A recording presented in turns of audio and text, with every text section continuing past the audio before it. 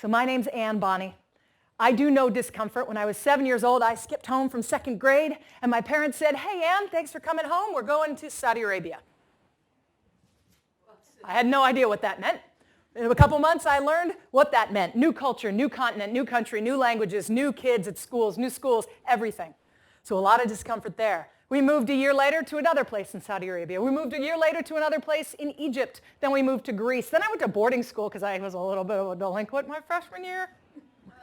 And they said, "Why don't you go to boarding school?" It was Interlochen, so it wasn't like reform school or anything. I wasn't that bad. But a lot of change, a lot of new, a lot of discomfort. I've had 6 different careers already. I started out as a special needs teacher. I taught K through 4 kids with emotional disabilities and behavioral disorders. Then we went on vacation in San Antonio, Texas, and I went to a SeaWorld, saw the killer whale show, and said, "Oh my God, I've always wanted to do that." So I dropped the thing that I spent 4 years and tens of thousands of dollars preparing for, and I started volunteering. My mom's like, "What are you doing?" Started volunteering at the aquarium in Boston where I lived, and after about 10 months of risk and not knowing whether it was going to pay off, I got hired as a trainer of seals and sea lions. Super cool job. Then I moved to Arizona where there's no water. But I got to work with birds of prey, and I got to do free flight demonstrations in the desert with hawks, owls, and falcons. We had a little roadrunner. Super awesome job in the most negative human environment I've ever been in my life. You've all been in that environment, right?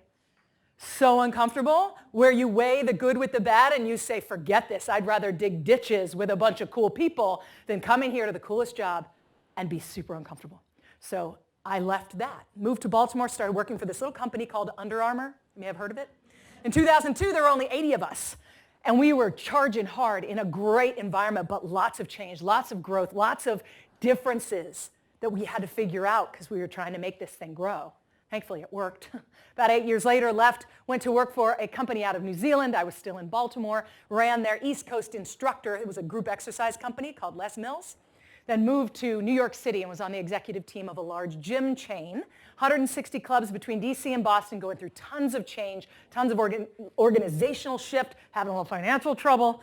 And so about 4 years ago, I said, this big kid job stuff is for the birds. I don't need benefits. I don't need a 501k. I'm going to go start my own business.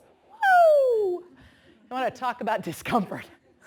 Not only, I'm not saying, "Hey, here, buy this thing I invented." And they're like, "No, we don't want your thing." Okay, they rejected my thing. No. I'm going and saying, "Hi, hire me. I am my thing." And they're like, "No, we don't want you." I'm like, "Oh, I am my product.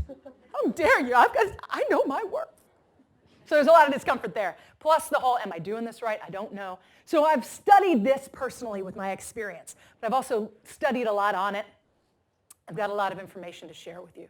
So I'm excited to help you understand how do we embrace that discomfort and get beyond it.